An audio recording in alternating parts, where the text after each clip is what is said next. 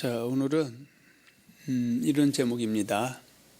하나님의 사람들에게 시험을 주심은 온전하고 구비하여 조금도 부족함이 없게 하려 합니다. 이런 제목이고요. 본문은 야고보서 1장 2절로 4절의 말씀 되겠습니다. 네, 형제들아, 너희가 여러 가지 시험을 당하거든 온전히 기쁘게 여기라. 이는 너희 믿음의 시련이 인내를 만들어내는 줄 너희가 알미라. 인내를 온전히 이루라. 이는 너희로 온전하고 구비하여 조금도 부족함이 없게 하려 함이라. 아멘. 예수 믿는 사람이건 또 세상 사람이든 간에 우리는 모두 다 행복하기를 원하고 또 축복받기를 원합니다. 그런데 오늘 본문 야고보서 1장 2절과 4절의 말씀을 보면 또 하나님께서는 그 하나님의 백성된 자들에게도 때로는 시험을 주신다고 말씀하고 있습니다. 그러면서 너희가 시험을 당하도 온전히 기쁘게 여기라고 말씀하고 있습니다. 그렇다면 왜 시험을 주시고 시험을 당해도 기쁘게 여기라고 말씀하고 있을까요? 그런데 3절에 보면 4절에 보면 이렇게 말씀하고 있습니다. 이는 너희 믿음의 시련이 인내를 만들어내는 줄 너희가 아니라 인내를 온전히 이루라. 이는 너희로 온전하고 구비하여 조금도 부족함이 없게 하려 합니다. 이렇게 말씀하고 있습니다. 히브리서 12장 1절과 13절에 보면 징계가 없는 자는 사생자다 이렇게 말씀하고 있습니다. 우리가 또 부모로서 또 세상 살다 보면 자녀들에게 징계하는 것도 그 자녀를 미워해서가 아니라 사랑하기 때문에 또 그 자녀가 온전하고 구비하고 조금 더 부족함게 해서 올바로 가려 하는 것과 마찬가지로 하나님도 하나의 은혜로 백성된 자들이 온전하고 구비하고 또 조금 더 부족함이 없어서 하나님을 잘 섬기기 위해서 때로는 또 징계도 시험도 주신다고 말씀하고 있습니다. 고린도 5장 5절에 보면 고린도 교회 어떤 형제라는 자가 자기 아비 어미를 취했다고 말씀하고 있습니다. 그런데 고린도 5장 5절에 보면 이런 자를 사단에게 내어주었으니 육신은 멸하고 영은 주 예수의 날에 구원을 받게 하려 함 이렇게 말씀하고 있습니다. 그 하나님께서는 고린도 교회 성도를 또 죄를 졌지만 그 고난을 주셔서 영육간의 고난을 주어서 깨닫게 해서 결국은 영혼의 구원에 넉넉히 들어가게 하기 위해서 이렇게 고난을 주지만 또 깨달아서 돌이키는 자와 돌이키지 않는 삶은 분명히 달라진다고 말씀하고 있습니다. 여기에 덧붙여서 예레미야 애가에 보면 예레미야 3장 33절에 보면 이런 말씀을 우리에게 주고 있습니다. 한번 보겠습니다. 예레미야 애가 3장 33절 한번 보겠습니다.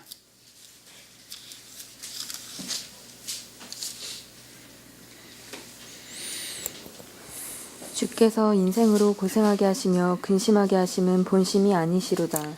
자, 부모가 자식들을 갖다 징계하고 하는 것도 본심이 아닌 것과 마찬가지로 하나님께서는 하나님의 백성들을 온전하고 구비해서 조금도 부족함이 없게 하기 위해서 때로는 시험도 주시고 징계해 주신 것은 본심이 아니다라고 말씀하고 있습니다. 그렇다면 온전하고 구비하여 조금도 부족함이 없다라는 뜻은 한 번도 죄를 짓지 아니었다는 뜻이 아니라 또 죄를 혹시 지었다 할지라도 회개합다는 열림 맺어서 그 죄에서 떠나게 하는 것, 이것이 온전하고 구비하여 조금도 부족함이 없는 것이다. 이렇게 성경은 포괄적으로 말씀하고 있습니다. 여러분 말씀지 첫 번째 보면 야고보서 1장 2절로 4절의 말씀은 누구에게 하는 말씀입니까? 그래서 그걸 정리하면 하나님께서 사도 야고보를 통하여 흩어져 있는 12지파에게 하시는 말씀이다 이렇게 말씀하고 있죠. 이걸 더 정확하게 말하면 그리스도 주 메시아를 대망하던 디아스포라의 12지파 중에서 예수를 뭐한 사람? 영접한 기독교인들에게 하신 말씀 동시에 21세기에 살아가고 있는 기독교인 저와 여러분들에게 하는 말씀이다 그 얘기죠. 자, 우리 야고보서 1장 1절을 보겠습니다.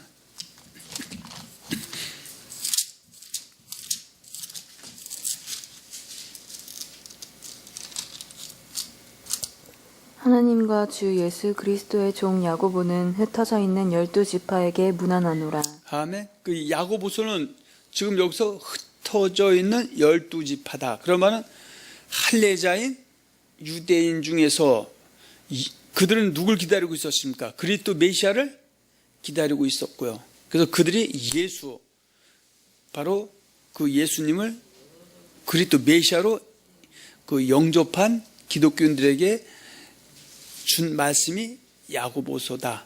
이 말씀은 곧 또 이방인에서 예수를 영접한 저와 여러분들에게 주신 말씀이다, 그 얘기죠.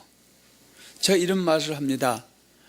세상에는 만주와 만신과 만하나님이 있는데, 소위 말해서 그 알라와 마호메트를 하나님으로 주로 섬기는 이슬람 사람들, 그 사람들은 바로 그 자기 하나님을 섬기는 법을 주는데 그것이 코란이고, 그래서 이슬람 율법인과 마찬가지로 이 세상에 있는 만주, 만신, 만하나님 중에서 참주, 참신, 참하나님, 삼일체 하나님, 여호와하나님과 여호와하나님께서 보내서 약속했던 그리스도 메시아를, 예수를 영접한 기독교인 성령님을 우리 하나님 믿는 우리에게 그 하나 섬기는 법을 주셨는데, 그것이 바로 우리 손에 들려준 창세부터 요한계시록 66권의 말씀이다, 그 얘기죠. 그리고 야고보서도 이미 예수를 영접한 기독교인, 할례인, 유대인과 이방인 저와 여러분 모두에게 지금 주신 말씀이다, 그런 얘기입니다. 제가 왜 이런 말씀을 드리냐면, 어떤 사람들은 이거를 갖다가 안 믿는 사람들에게 포괄적으로 적용하는데, 이것은 이미 예수를 믿는 사람들에게 주셨다는 사실을 우리가 한번 되새기기 위해서 이 말씀을 드렸습니다. 자, 여러분 드린 말씀이 두 번째 보면 야고보서 1장 2절로 4절에 보면 하나님께서 하나님의 사람들에게도 신앙생활을 하는 동안에 무엇을 주신다고 말씀하고 있습니까?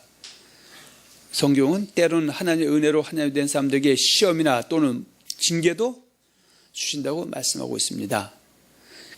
때로는 시험이 오고 징계가 오는 것은 하나님이 나쁜 하나님이어서 그런 것이 아니라, 좋으신 하나님은 자기 백성들을 온전하고 구비하고 좀 더 부족함을 얻게 해서 내 생에는 영생을 주시고 금생에는 모두가 영혼이 잘 되고 범사가 잘 되고 성의와 평강과 실학이 소유되게 하기 위해서 때로는 시험과 징계도 주신다고 말씀하고 있습니다.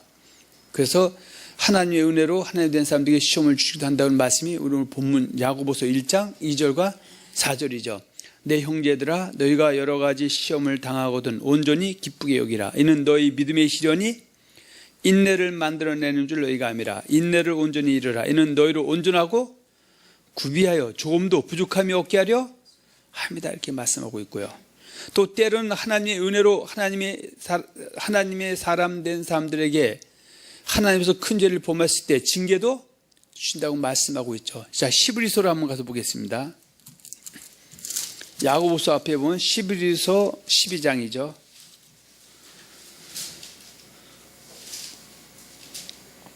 자, 3절 앞에 1, 2절 빼고 3절부터 보겠습니다. 너희가 피곤하여 낙심하지 않기 위하여 죄인들이 이같이 자기에게 거역한 일을 참으신 일을 생각하라. 너희가 죄와 싸우되 아직 피 흘리기까지는 대항하지 아니하고 또 아들들에게 권하는 것 같이 너희에게 권면하신 말씀도 잊었도다. 일러스되 내 아들아, 주의 징계하심을 경히 여기지 말며 그에게 꾸지람을 받을 때에 낙심하지 말라.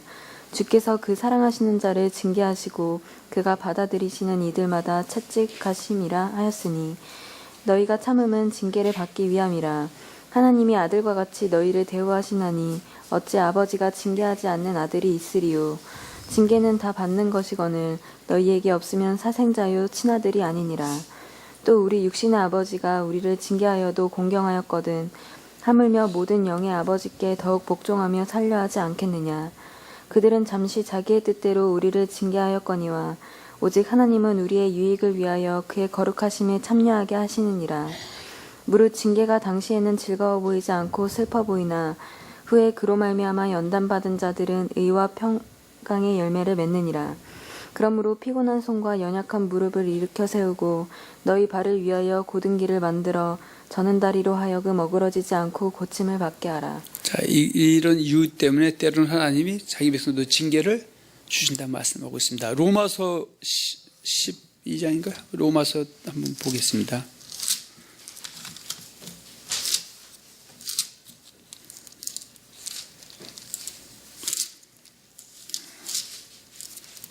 로마서 8장, 죄송합니다.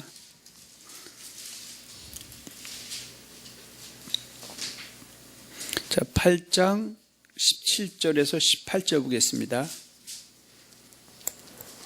자녀이면 또한 상속자 곧 하나님의 상속자요 그리스도와 함께한 상속자니 우리가 그와 함께 영광을 받기 위하여 고난도 함께 받아야 할 것이니라. 생각하건대 현재의 고난은 장차 우리에게 나타날 영광과 비교할 수 없도다. 자, 이런 것 때문에 때로는 우리가 고난도 이겨야 되고요, 또 시험도 이겨야 된다, 이렇게 말씀하고 있습니다. 우리가 알다시피 믿음의 사람인 다윗이 그 우리아의 그 아내 바세바를 범했을 때 한 고백이 시편 119편 67절로 71절에 이렇게 고백하고 있죠. 한번 우리가 보겠습니다. 시편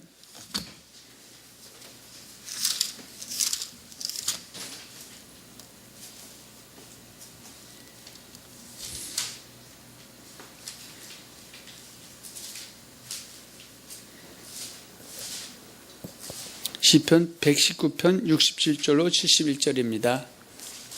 고난당하기 전에는 내가 그릇 행하였더니 이제는 주의 말씀을 지키나이다.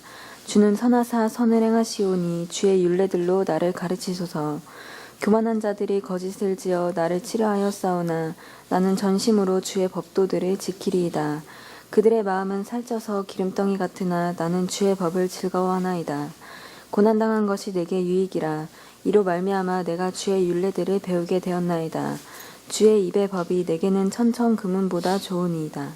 자, 이래서 하나님이 온전하고 구비하고 부족함이 없게 해서 결국 어때요? 금생과 내생의 약속을 이루어주게 하기 위해서 때로는 시험도 주시고 또 고난도 주시고 징계도 주신다, 이렇게 성경은 또 말씀하고 있습니다.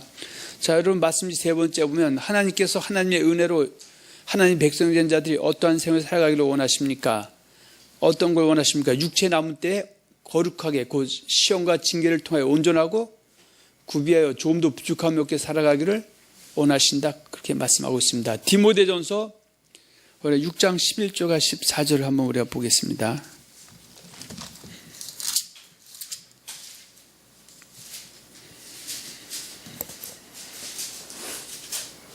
오직 너 하나님의 사람아, 이것들을 피하고 의와 경건과 믿음과 사랑과 인내와 온유를 따르며 믿음의 선한 싸움을 싸우라. 영생을 취하라.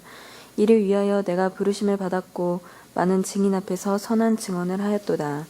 만물을 살게 하신 하나님 앞과 본디오 빌라도를 향하여 선한 증언을 하신 그리스도 예수 앞에서 내가 너를 명하노니 우리 주 예수 그리스도께서 나타나실 때까지 흠도 없고 책망받을 것도 없이 이 명령을 지키라. 자, 이것이 하나님이 자기 백성들에게 바라는 내용이고요. 이것이 베드로전서 4장 1절과 7절에는 육체 남은 때 이런 삶을 살아가기를 하나님이 원하신다고 말씀하고 있습니다. 자, 베드로전서 4장 1절에서 6절 보겠습니다. 그리스도께서 이미 육체의 고난을 받으셨으니 너희도 같은 마음으로 갑옷을 삼으라. 이는 육체의 고난을 받은 자는 죄를 그쳤음이니 그 후로는 다시 사람의 정욕을 따르지 않고 하나님의 뜻을 따라 육체의 남은 때를 살게 하려 함이라. 너희가 음란과 정욕과 술취함과 방탕과 향락과 무법한 우상숭배를 하여 이방인의 뜻을 따라 행한 것은 지나간 때로 족하도다. 이러므로 너희가 그들과 함께 그런 극한 방탕에 다름질하지 아니하는 것을 그들이 이상히 여겨 비방하나 그들이 산자와 죽은 자를 심판하기로 예비하신 이에게 사실대로 고하리라. 이를 위하여 죽은 자들에게도 복음이 전파되었으니 이는 육체로는 사람으로 심판을 받으나 영으로는 하나님 따라 살게 하려 함이라. 자, 이것을 베드로전서 1장 13절 17절에 보면 내가 거룩하니 너희도 거룩할지어다, 이렇게 말씀하고 있죠. 자, 13절에서 우리 17절까지 한번 보겠습니다.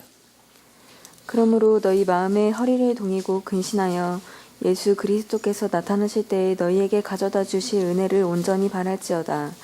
너희가 순종하는 자식처럼 전에 알지 못할 때에 따르던 너희 사욕을 본받지 말고 오직 너희를 부르신 거룩한 이처럼 너희도 모든 행실에 거룩한 자가 되라. 기록되었으되 내가 거룩하니 너희도 거룩할지어다 하셨느니라. 외모로 보시지 않고 각 사람의 행위대로 심판하시는 이를 너희가 아버지라 부른즉 너희가 나그네로 있을 때를 두려움으로 지내라. 왜냐하면 하나님은 어떻게 해요? 우리는 정확하게 알아야 되죠. 머리는 차가워야 됩니다.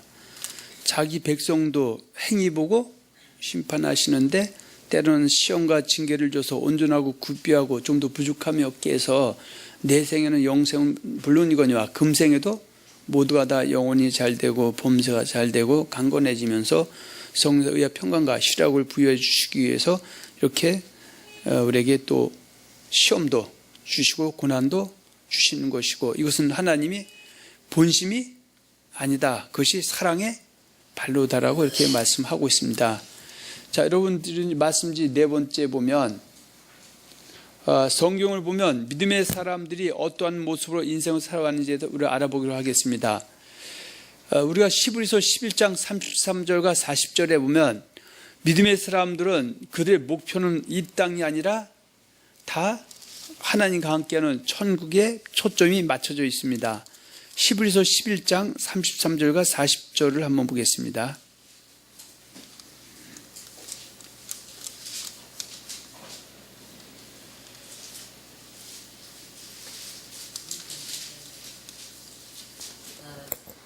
그들은 믿음으로 나라들을 이기기도 하며 의를 행하기도 하며 약속을 받기도 하며 사자들의 입을 막기도 하며 불의 세력을 멸하기도 하며 칼날을 피하기도 하며 연약한 가운데서 강하게 되기도 하며 전쟁에 용감하게 되어 이방 사람들의 진을 물리치기도 하며 여자들은 자기의 죽은 자들을 부활로 받아들이기도 하며 또 어떤 이들은 더 좋은 부활을 얻고자 하여 심한 고문을 받되 구차히 풀려나기를 원하지 아니하였으며 또 어떤 이들은 조롱과 채찍질 뿐 아니라 결박과 옥에 갇히는 시련도 받았으며 돌로 치는 것과 톱으로 켜는 것과 시험과 칼로 죽임을 당하고 양과 염소의 가죽을 입고 유리하여 궁핍과 환난과 학대를 받았으니 38절 가로 열고 이런 사람은 세상에 감당하지 못하느니라. 그들이 광야와 산과 동굴과 토굴에 유리하였느니라.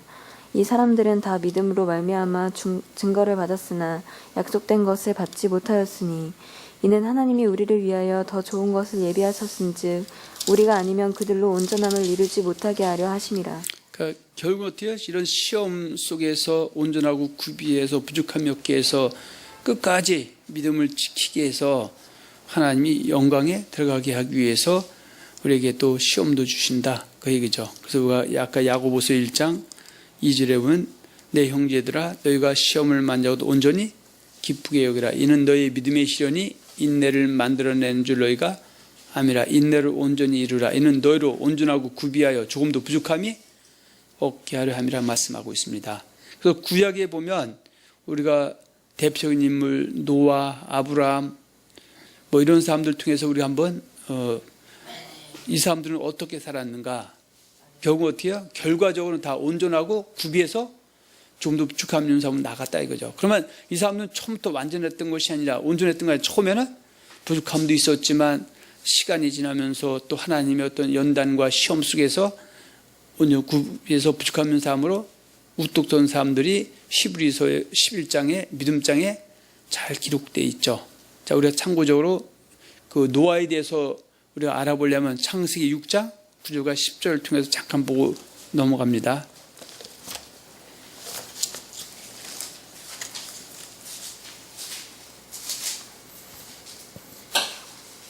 이것이 노아의 족본이라. 노아는 의인이요 당대의 완전한 자라. 그는 하나님과 동행하였으며 세 아들을 낳았으니 셈과 함과 야벳. 노아도 결국 어때? 완전한 삶으로 하나 앞에 온전히 섰다. 그러면 하나님은 그를 단련하고 또 시험을 주어서 이기게 하고 때로는 징계를 줘서 이기고 승리하게 했다라고 얘기하고 있고요. 또 우리가 얘기한 믿음의 삶은 아브라함에게도 하나님이 명령하기를 하나 앞에는 온전하라고 명령하죠. 자, 창세기 17장으로 가서 봅니다. 1절에서 다 볼 수 없고요. 2절만 보겠습니다. 1절만 보겠습니다. 아브람이 99세 때에 여호와께서 아브람에게 나타나서 그에게 이르시되 나는 전능한 하나님이라 너는 내 앞에서 행하여 완전하라. 자, 완전하라 그랬어요. 그러면 아브라함은 결국 하나님 앞에 완전한 사람으로 인정받는데 창세기 26장 5절에 보면 그 완전한 모습이 이렇게 표현되어 있죠. 26장 5절입니다. 이는 아브라함이 내 말에 순종하고 내 명령과 내 계명과 내 율례와 내 법도를 지켰으니라 하시니라. 자, 그리고 하나님께서 아브라함을 택한 목적이 있죠. 창세기 18장 19절이죠. 18장 19절 한번 또 넘어가서 봅니다.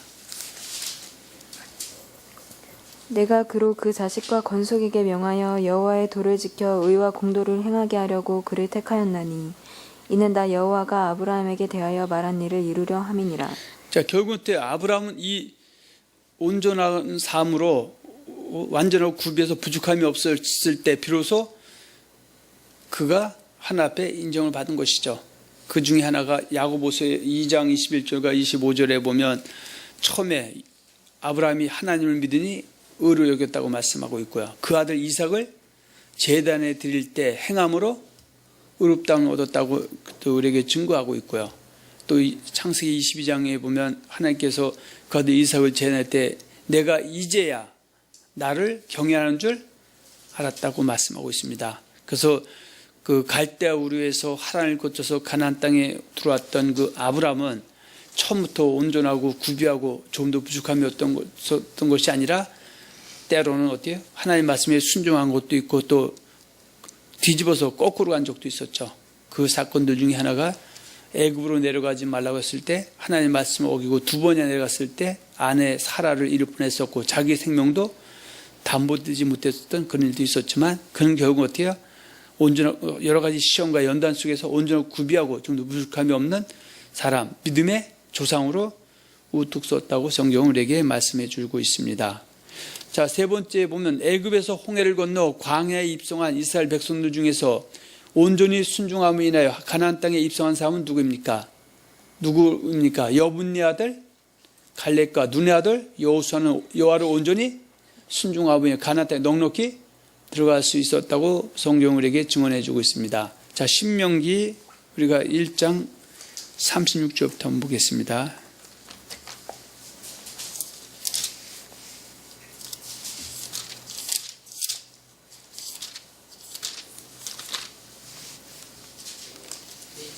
신명기 1장 36절에서 38절. 오직 여분네의 아들 갈렙은 온전히 여호와께 순종하였은즉 그는 그것을 볼 것이요 그가 밟은 땅을 내가 그와 그의 자손에게 주리라 하시고 여호와께서 너희 때문에 내게도 진노하사 이르시되 너도 그리로 들어가지 못하리라. 내 앞에 서 있는 눈의 아들 여호수아는 그리로 들어갈 것이니 너는 그를 담대하게 하라. 그가 이스라엘에게 그 땅을 기업으로 차지하게 하리라. 자, 그렇게 말씀하고 있는데 이 사건이 민수기에서도 한번 언급해 주고 있죠. 민수기 32장을 한번 우리가 봅니다.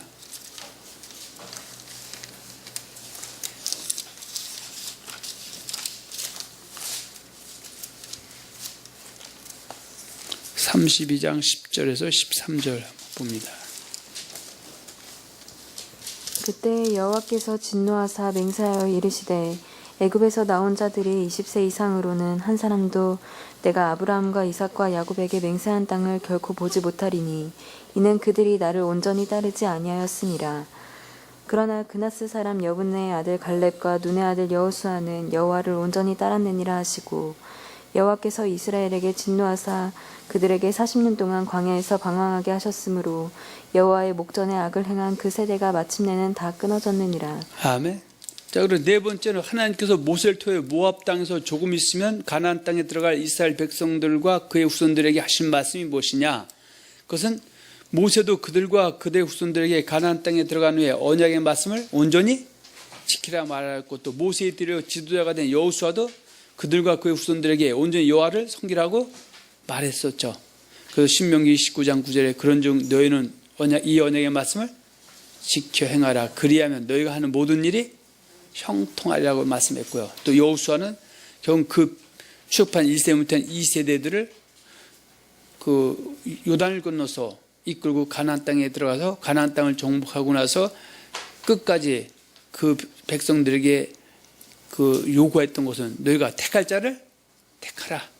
그래서 온전하고 구비해서 좀 더 부족함이 없게 살아서 이 땅에서 복의 근원이 되든지 또 너희가 말씀을 전해도 한쪽 귀도 흘려서 말하기 싫고 듣기 싫어도 사망과 화의 근원이 되는지는 누구에다 개인의 결정에 또 어느 정도 달려있다고 얘기하고 있죠. 자, 여호수아 24장 14절로 15절이죠.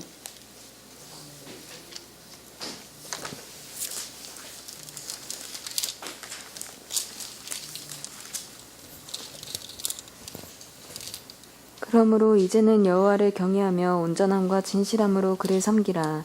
너희의 조상들이 강 저쪽과 애굽에서 섬기던 신들을 치워버리고 여호와만 섬기라. 만일 여호와를 섬기는 것이 너희에게 좋지 않게 보이거든 너희 조상들이 강 저쪽에서 섬기던 신들이든지 또는 너희가 거주하는 땅에 있는 아모리 족속의 신들이든지 너희가 섬길 자를 오늘 택하라.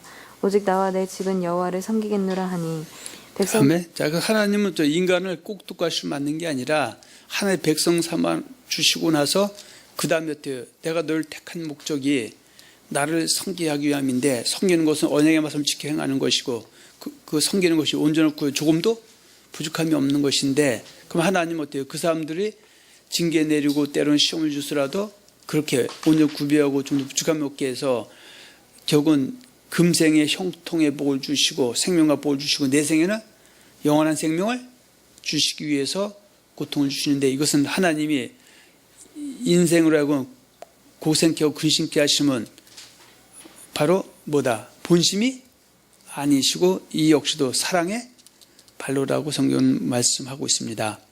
자, 우리가 알다시피 이스라엘 2대 왕이 다윗인데 다윗도 결국 어떻게 해요?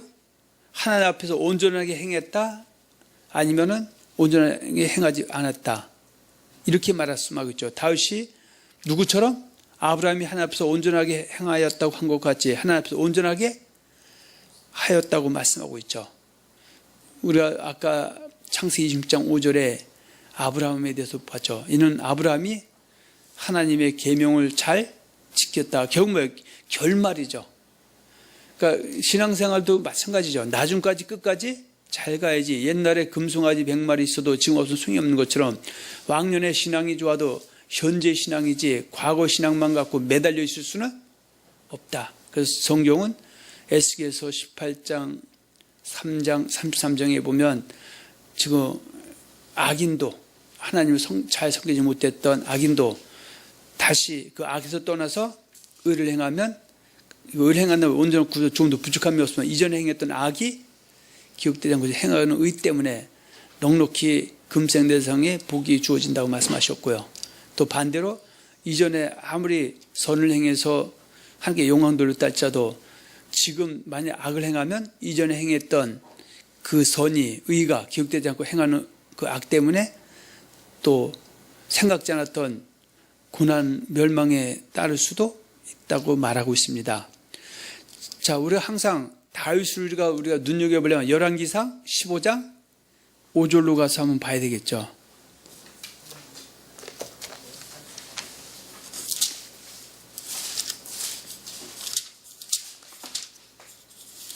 열왕기상 15장 5절이죠. 이는 다윗이 햇사람 우리아의 일 외에는 평생에 여호와 보시기에 정직하게 행하고 자기에게 명령하신 모든 일을 어기지 아니하였음이라. 자, 이 얘기는 다윗도 어떻게 해요? 또 하나님이 그에게 뭘 줬습니까? 아까 시편 119편 67과 51절에 보면 내가 고난당하기 전에 그릇 행하였더니 고난당한 후에 주의 말씀을 지키게 됐다. 지킨다는 것이 온전하고 구비해서 조금도 부족함이 없는 것인데 그런 다윗은 처음부터 그런 것이 아니라 처음에는 하나님 앞에 온전하고 구비하고 조금도 부족함이 없었지만 그가 밧세바 우리의 아내 밧세바를 취함 사건 때문에 그는 여러 가지 시험과 또 하나님부터 징계가 왔을 때 그 징계를 원망하고 불평한 것이 아니라 자기가 자백하고 또 고백하고 또 때로는 이 땅에서의 어떤 봉도 받고 다 이겨냈을 때 결국은 그는 어떻게 온전히 구비하고 부족한 사람으로 섰다고 말씀하고 있다 그런 얘기죠. 할렐루야. 자, 열왕기상 11장에서도 한번 잠깐 보겠습니다. 이렇게 표현하고 있습니다. 11장 6절에서 8절입니다.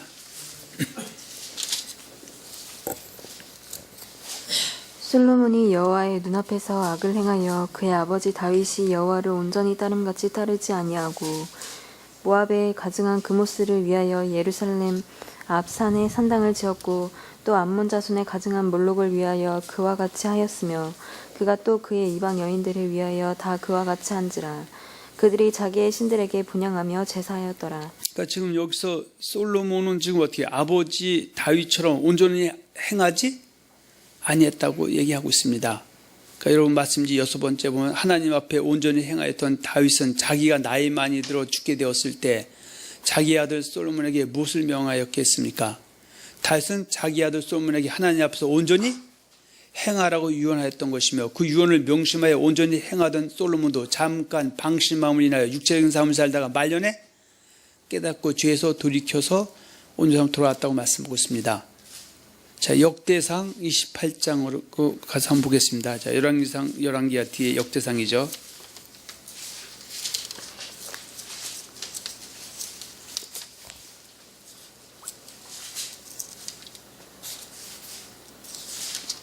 자, 28장 9절에서 10절입니다. 내 아들 솔로몬아, 너는 내 아버지의 하나님을 알고 온전한 마음과 기쁜 뜻으로 섬길지어다. 여호와께서는 모든 마음을 감찰하사 모든 의도를 아시나니 내가 만일 그를 찾으면 만날 것이요 만일 내가 그를 버리면 그가 너를 영원히 버리시리라. 그런즉 이제 너는 삼가할지어다. 여호와께서 너를 택하여 성전의 건물을 건축하게 하셨으니 힘써 행할지니라 하니라. 자, 그리고 지금 열왕기상 2장 1절 3절에 보면 다윗이 나이 많아 죽게 됐을 때 그 아들을 불러서 한 얘기가 잘 기록되어 있죠. 자, 열왕기상 2장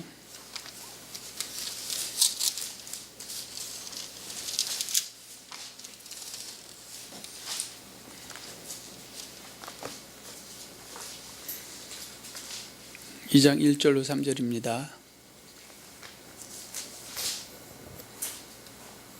다윗이 죽을 날이 임박하매 그의 아들 솔로몬에게 명령하여 이르되 내가 이제 세상 모든 사람이 가는 길로 가게 되었노니 너는 힘써 대장부가 되고 내 하나님 여호와의 명령을 지켜 그 길로 행하여 그 법률과 계명과 율례와 증거를 모세의 율법에 기록된 대로 지키라. 그리하면 내가 무엇을 하든지 어디로 가든지 형통할지라.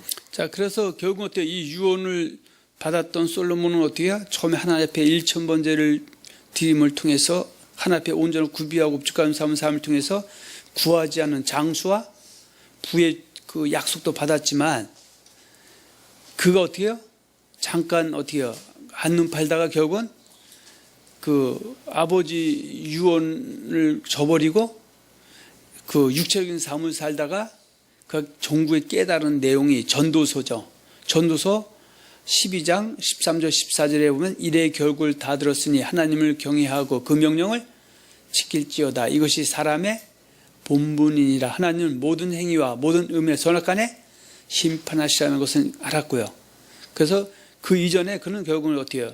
이렇게 살다가 전도서 2장 1절과 11절의 모습으로 살다가 결국은 완전하고 구비해서 부족한 삶으로 돌아온 것으로 성경은 우리에게 증언해 주고 있습니다. 자, 전도서 2장 1절과 11절에 보면 그 신앙 좋았던 다윗이 한동안 한눈 팔다가 이렇게 살았다고 얘기하고 있죠.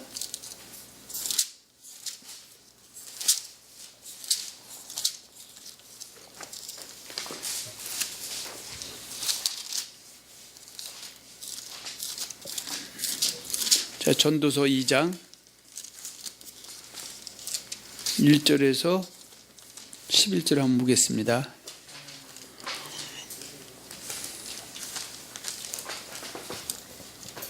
나는 내 마음에 이르기를 자 내가 시험삼아 너를 즐겁게 하리니 너는 낙을 누리라 하였으나 보라 이것도 헛되도다. 내가 웃음에 관하여 말하여 이르기를 그것은 미친 것이라 하였고 희락에 대하여 이르기를 이것이 무슨 소용이 있는가 하였노라. 내가 내 마음으로 깊이 생각하기를 내가 어떻게 하여야 내 마음의 지혜로 다스리면서 술로 내 육신을 즐겁게 할까. 또 내가 어떻게 하여야 천하의 인생들이 그들의 인생을 살아가는 동안 어떤 것이 선한 일인지를 알아 볼 때까지 내 어리석음을 꼭 붙잡아 둘까 하여 나의 사업을 크게 하였노라. 내가 나를 위하여 집들을 짓고 포도원을 일구며 여러 동산과 과원을 만들고 그 가운데에 각종 과목을 심었으며 나를 위하여 수목을 기르는 삼림에 물을 주기 위하여 못들을 팠으며 남녀 노비들을 사기도 하였고 나를 위하여 집에서 종들을 낳기도 하였으며 나보다 먼저 예루살렘에 있던 모든 자들보다도 내가 소와 양떼의 소유를 더 많이 가졌으며 은금과 왕들이 소유한 보배와 여러 지방의 보배를 나를 위하여 쌓고 또 노래하는 남녀들과 인생들이 기뻐하는 처첩들을 많이 두었노라. 내가 이같이 창성하여 나보다 먼저 예루살렘에 있던 모든 자들보다 더 창성하니 내 지혜도 내게 여전하도다. 무엇이든지 내 눈이 원하는 것을 내가 금하지 아니하며 무엇이든지 내 마음이 즐거워하는 것을 내가 막지 아니하였으니 이는 나의 모든 수고를 내 마음이 기뻐하였음이라. 이것이 나의 모든 수고로 말미암아 얻은 몫이로다. 그 후에 내가 생각해본즉 내 손으로 한 모든 일과 내가 수고한 모든 것이 다 헛되어 바람을 잡는 것이며 해 아래서 무익한 것이로다. 자, 이 얘기는 뭐예요? 그 솔로몬 아버지 다윗으로부터 하나님 앞에 온전히 행하라고 유언을 받아서 일천번제 드리고 하나님을 잘 섬길 때는 그 세상의 왕의 위치에 여전히 있었고요.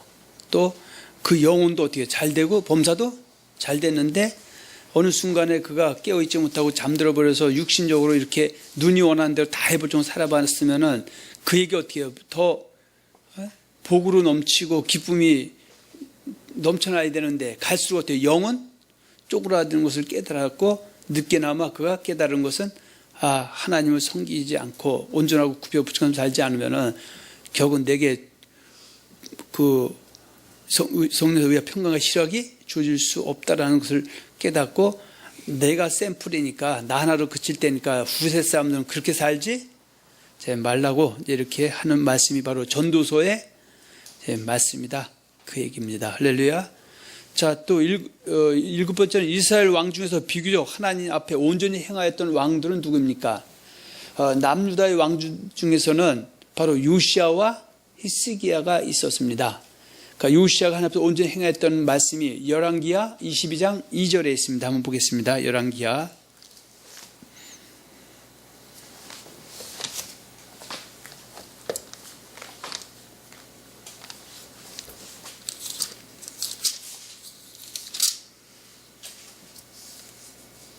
자, 요시야가 열왕기하 20장 1절에서 2절.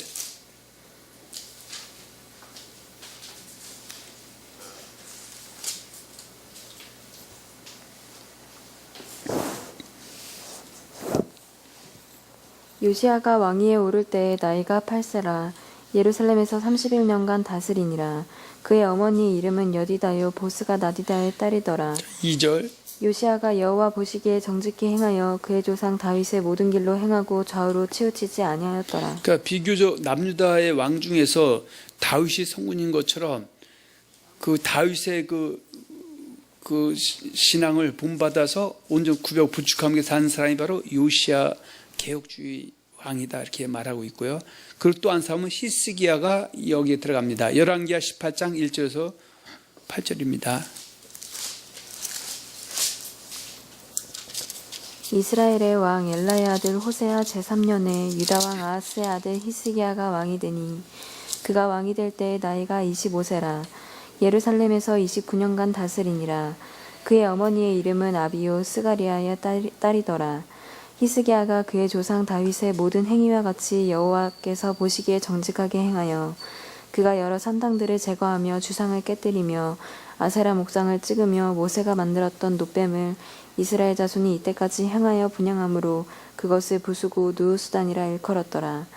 히스기야가 이스라엘의 하나님 여호와를 의지하였는데 그의 전후 유다 여러 왕 중에 그러한 자가 없었으니 곧 그가 여호와께 연합하여 그에게서 떠나지 아니하고 여호와께서 모세에게 명령하신 계명을 지켰더라. 여호와께서 그와 함께 하심에 그가 어디로 가든지 형통하였더라. 저가 아스루 왕을 배반하고 섬기지 아니하였고 그가 블레셋 사람들을 쳐서 가사와 그 사방에 이르고 망대에서부터 견고한 성까지 이르렀더라. 예, 잠언 8장 17절에 보면 나를 사랑하는 자들이 나의 사랑을 입으며 나를 간절히 찾는 자 나를 만날 것이다. 그래서 지금 다윗이라든지 지금 요시아 왕이라든지 히스기야 왕 같은 사람들은 그 다윗처럼 하나님 앞에 온전하고 구비해서 조금이 높은 삶을 통해서 그들에게는 하나님이 어떻게 해요? 그들이 구하고 찾은 복들을 더해 주셨고 또 그들이 인생을 살면서 그들 안에는 어때요? 누구가 뺏어갈 수 없는 그 하나님이 주시는 그 기쁨으로 이제 살았을 것이라고 말씀하고 있습니다. 자, 8번째, 우수 땅에 있었던 사람인 욥은 비교적 어떤 사람이었습니까? 욥은 온전하고 정직한 사람이었다고 말씀하고 있으며 그에게 회개할 것 중에 한 가지는 자기의가 좀 강했다고 말씀하고 있습니다. 자, 욥기 1장 1절 한번 보겠습니다.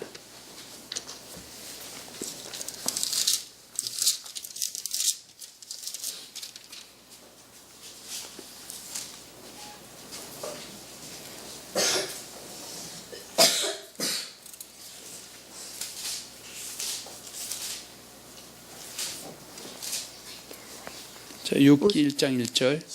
우수 땅에 욥이라 불리는 사람이 있었는데 그 사람은 온전하고 정직하여 하나님을 경외하며 악에서 떠난 자더라. 네, 그런데 그도 어떻게 해요? 회개할 곳이 있었죠. 자, 욥기 42장 4절과 6절로 가서 보겠습니다.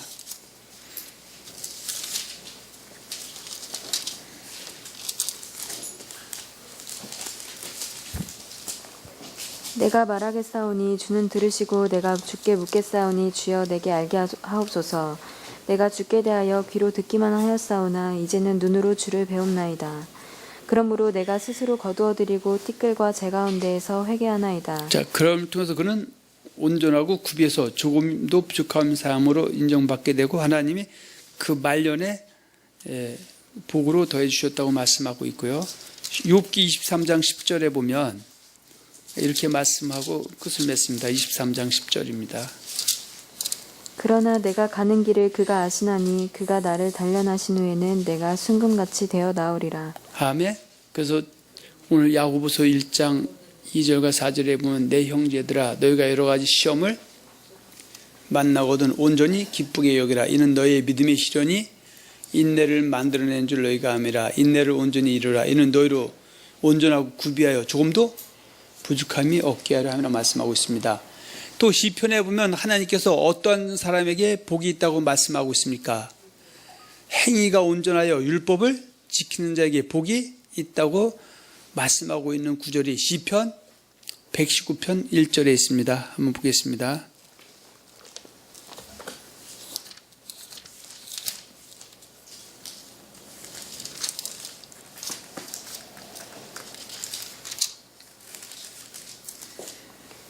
행위가 온전하여 여호와의 율법을 따라 행하는 자들은 복이 있으며. 자, 그리고 시편 1편 1절에 보면 복 있는 사람은 악인들의 꾀를 따르지 않냐며 죄인들 길에 서지 않으며 오만한 자의 자리에 앉지 않냐고 오직 여호와의 율법을 즐거워요. 그 율법을 주야로 묵상하는 자다. 그는 시냇가에 심은 나무가 철을 따라 때를 따라 과일을 맺으며 그 잎사귀가 마르지 않고 그 행사가 다 형통하다 얘기하고 있고요. 그래서 성경에서는 지금 온전, 구비, 순종, 지킨다, 행한다 이 표현 속에서는 100%, 200% 이런 표현이 아니라 잘못된 가르침과 잘못된 삶에서 하나님이 오래 참고 기다리면서 회개하게 때 돌아온 사람들을 돌아와서 그 자리에 선 사람을 온전, 구비, 부족함이 없다 이렇게 말씀하고 있습니다. 나머지 여러분들 한번 읽어보시기 바랍니다. 자, 신약에서는 믿음의 사람들이 어떻게 살아가야 한다고 말씀하고 있는지 알아보기로 하겠습니다. 예수님이 제대하신 말씀이 있는데 마태복음 5장 48절에 보면 너희는 하늘에 계신 너희 아버지의 온전하신 같이 너희도 온전하라고 주문하셨고요. 또 두 번째 사도 바울은 로마 교회 성도들에게 영적 예배를 드리라고 말씀하였는데 영적 예배는 어떤 예배를 말하는 것입니까? 영적 예배는 로마서 12장 2절에 보면 이 세대를 본받지 말고 마음을 새롭게 함으로 변화를 받아 하나님의 선하시고 기뻐하시고 온전한 뜻이 무엇인지 분별해서 산 삶을 드리는 것이 영적 예배고, 이것이 예수님께서 요한복음 4장 23절과 24절에 보면 신령과 진정으로 드리는 예배다, 그런 얘기죠. 그래서 우리가 드리는 예배, 제사는 형식보다 더 중요한 것은 우리가 하나님의 말씀대로 산 7일 중에서 6일간의 삶을 하나님의 집에 나와서 드리는 것, 이것이 영적 예배다. 그래서 하나님은 우리가 영적 예배를 드리게 하기 위해서 때로는 어떻게 여러 가지 시험도 주시고, 또 영적 예배를 드렸을 때 그 예배가 연락이 될 수가 있다, 그렇게 말씀하고 있습니다. 자, 사도 바울은 고린도 교회 성도들에게 어떠한 인생을 살아갈 것을 당부하고 있습니까? 고린도후서 7장 1절을 한번 보겠습니다.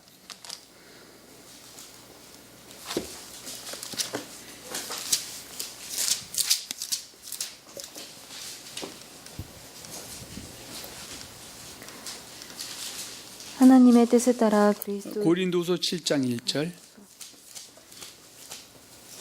그런즉 사랑하는 자들아, 이 약속을 가진 우리는 하나님을 두려워하는 가운데서 거룩함을 온전히 이루어 육과 영의 온갖 더러운 것에서 자신을 깨끗하게 하자. 네, 이렇게 하자고 얘기하고 있고요. 또 사도 바울이 에베소서 4장 11절과 12절에 보면 그 사도와 복음 전환자와 목사와 교사를 준 이유를 갖다가 말씀하고 있는데, 자, 에베소 4장 11, 12절에 보면 성도를 온전하게 하며 봉사의 일을 하게 하여서 그때 몸을 세우려 하심이라고 말씀하고 있습니다. 자, 에베소서 4장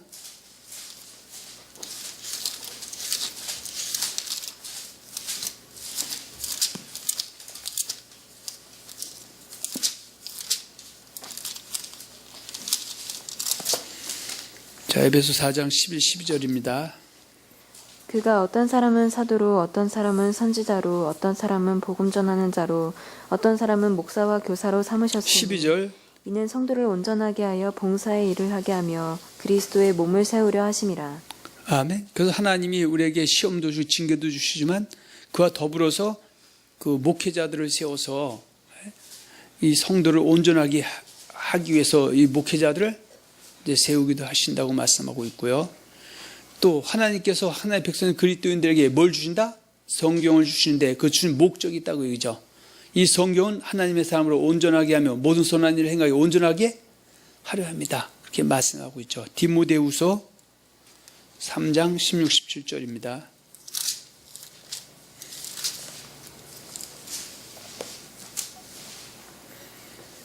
모든 성경은 하나님의 감동으로 된 것으로 교훈과 책망과 바르게 함과 의로 교육하기에 유익하니 17절 이는 하나님의 사람으로 온전하게 하며 모든 선한 일을 행할 능력을 갖추게 하려 함이라. 그래서 온전하고 구비해서 좋은 부족함이 없게 하기 위해서 하나님 우리에게 시험도 주시고 또 징계도 주시지만 또 때로는 목회자들을 세우고 또 여기에서 하나님의 말씀을 우리에게 공급해 주셔서 이렇게 해서 우리가 거룩한 삶을 살 수 있도록 이끌어 주겠다고 말씀하고 있습니다. 자, 우리가 알다시피 사도 바울은 자기 사랑하는 제자인 디모데에게 무엇을 주문하고 있습니까? 디모데 6장 11, 14절에 보면 우리 주 예수 그리스도에 나타났을 때까지 점도 없고 흠도 없이 이 명령을 지키라, 이렇게 명하고 있습니다. 한번 봅니다. 디모데 전서 6장 11, 14절.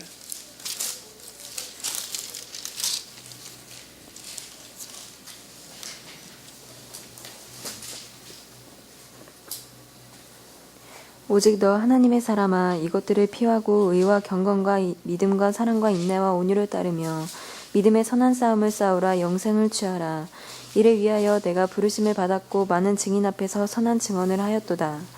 만물을 살게 하신 하나님 앞과 본디오 빌라도를 향하여 선한 증언을 하신 그리스도 예수 앞에서 내가 너를 명하노니 우리 주 예수 그리스도께서 나타나실 때까지 흠도 없고 책망받을 것도 없이 이 명령을 지키라. 자, 이것이 온전하고 구비하여 조금도 부족함이 없는 사람으로 하나님 앞에 주님이 오실 때 나타날 것을 주문하고 있습니다. 또 하나님께서는 사도 바울을 통해 빌립보 교회 성도들에게 무엇이라고 말씀하고 있습니까? 사도 바울은 빌립보 교회 성도들에게 어그러지고 거스리는 세대 가운데서 하나님의 흠없는 자녀로 세상에서 그들 가운데 빛들로 나타나라고 말씀하고 있죠. 빌립보서 2장 한번 보겠습니다.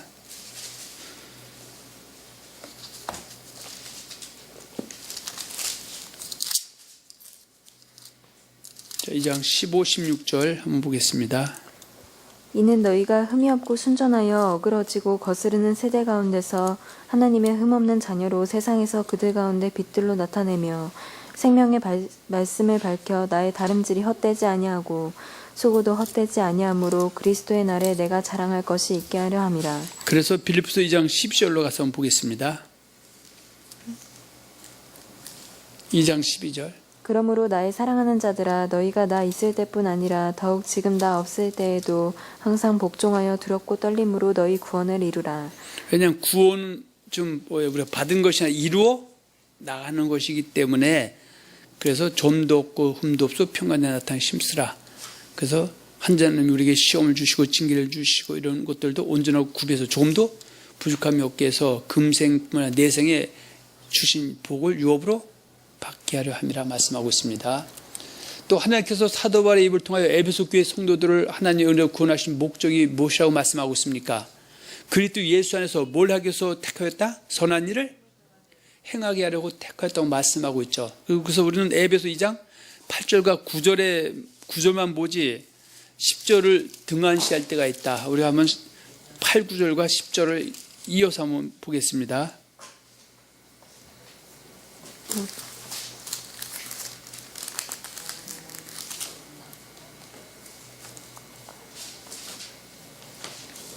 에베소서 2장 8절과 9절 그리고 10절 봅니다.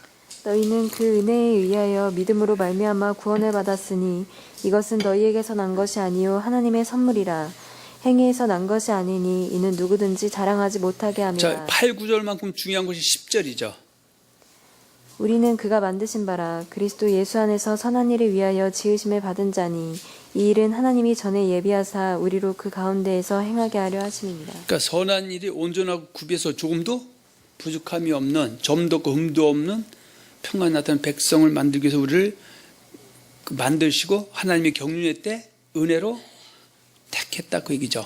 그래서 마태복음 19장 16절 17절 어떤 사람이 주께 와서 가요 선생님 내가 무슨 선한 일을 하여 영생을 얻으리까? 예수께서 가라사대 어찌하여 선한 일 내게 하면 선한 일 오직 한 분이시라. 내가 생명 계명들을 지키라고 말씀하고 있고요.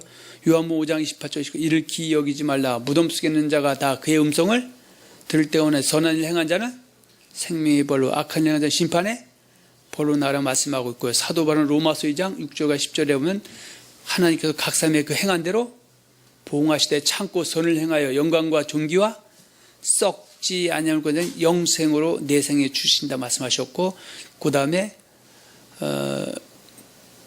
10절에 보면 선을 행하는 각 사람의 영에는 영광과 존귀와 평강을 주시겠다고 말씀하고 있습니다. 할렐루야. 그리고 9번째는 하나님께서 사도 베드로를 통하여 그리스도인들에게 무엇이라고 말씀하고 있습니까? 회개할 것이 있는 그리스도인들은 회개해서 점도 없고 흠도 없이 평강에 나타나기를 원한다고 말씀하고 있죠. 베드로후서 3장 8절과 14절을 한번 보겠습니다.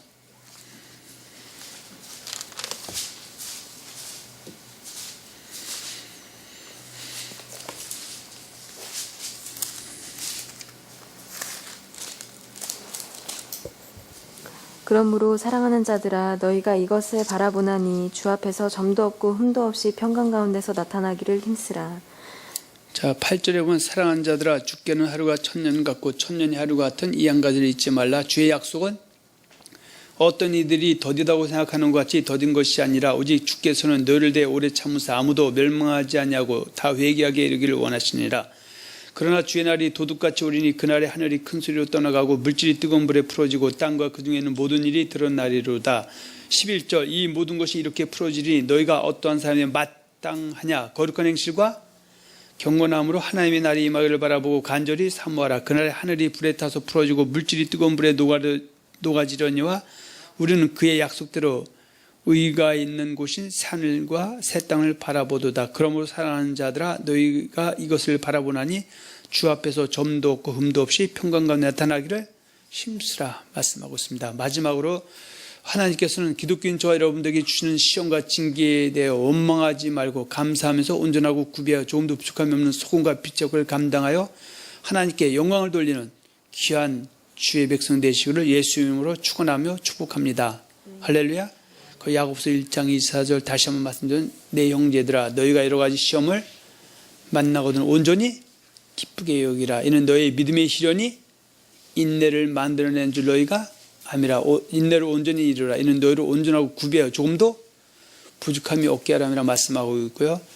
또 히브리서 10장 36절에 보면 너희에게 인내가 필요하면 너희가 하나님의 뜻을 행하는 약속을 받기 위함이다 하심을 잘 기억해서 우리 육체 남은 때 우리가 점도 없이 흠도 없이 평강 가운데 나타나고 또 온전하고 구비하고 조금도 부족함이 없어서 우리 주님 이름을 드높이고 영광 돌리는 귀한 백성들이 되시기를 다시 한번 여러분들에게 당부하면서 말씀을 마치겠습니다.